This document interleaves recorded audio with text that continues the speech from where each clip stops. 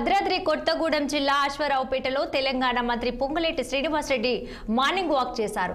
Ring road నుంచి police station, bus stand, Sri Sri కళ్యాణ మండపం వరకు నడుస్తూ ప్రజలను ఆప్యాయంగా పలకరించారు. ఎలా ఉన్నారంటూ పారిశుద్ధ కార్మికులను మందలించారు. మున్సిపాలిటీ సమస్యపై ఆరా తీశారు. ఎమ్మెల్యే జారే ఆదినారాయణ ఐటీడీఏ పీఓతో కలిసి పట్టణ అభివృద్ధిపై ఆరా తీశారు. రోడ్లు అపరిశుభ్రంగా ఉండటంతో తక్షణమే శుభ్రం చేయాలని పొంగులేటి ఆదేశాలిచ్చారు.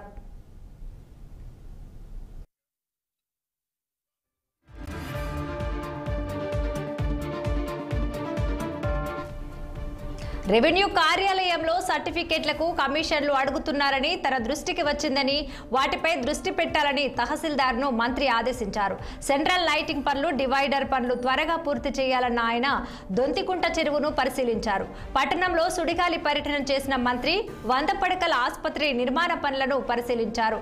ఇందిరమ్మ ప్రభుత్వం వచ్చిన ఏడాదిలోపే అశ్వారావుపేట పట్టణాన్ని మున్సిపాలిటీగా ఏర్పాటు చేశామని, ఆంధ్ర తెలంగాణ సరిహద్దుల్లో ఉన్న అశ్వారావుపేటను తీర్చిదిద్దుతామని మంత్రి పొంగులేటి స్పష్టం చేశారు.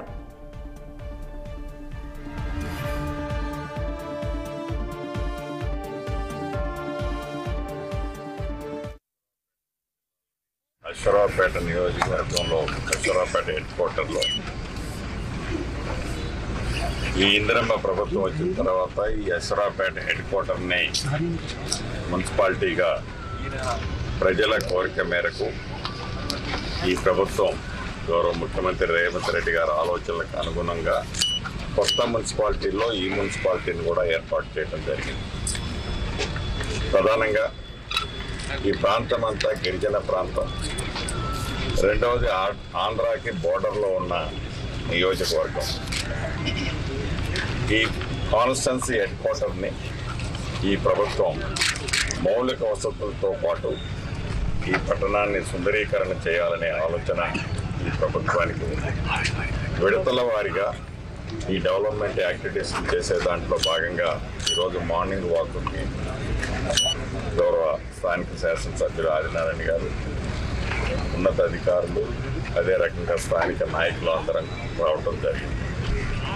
ఏవైతే ఈ అశ్వారావుపేటను ఆనుకొని ఉన్న సుమారు 25-26 ఎకరాల్లో ఒక లేక్ ఉంది. ఆ లేక్తో పాటు టౌన్ నుంచి వచ్చే డ్రైనేజీని ప్యూరిఫై చేసే సిస్టమ్ గురించి, దాంతోపాటు ఈ టౌన్లో ఉన్న అనేక చిన్న చిన్న గల్లీలు, ఇతరత్ర డ్రైన్స్, ఇతరత్ర సమస్యలు ఉన్నాయి. మెయిన్ రోడ్డు కూడా ఇప్పుడే ఈ ప్రభుత్వం వచ్చిన తర్వాత సెంట్రల్ డివైడర్ ఏర్పాటు చేసి లైటింగ్తో పాటు సుందరీకరణ మెయిన్ రోడ్లు కూడా చేయడం జరిగింది.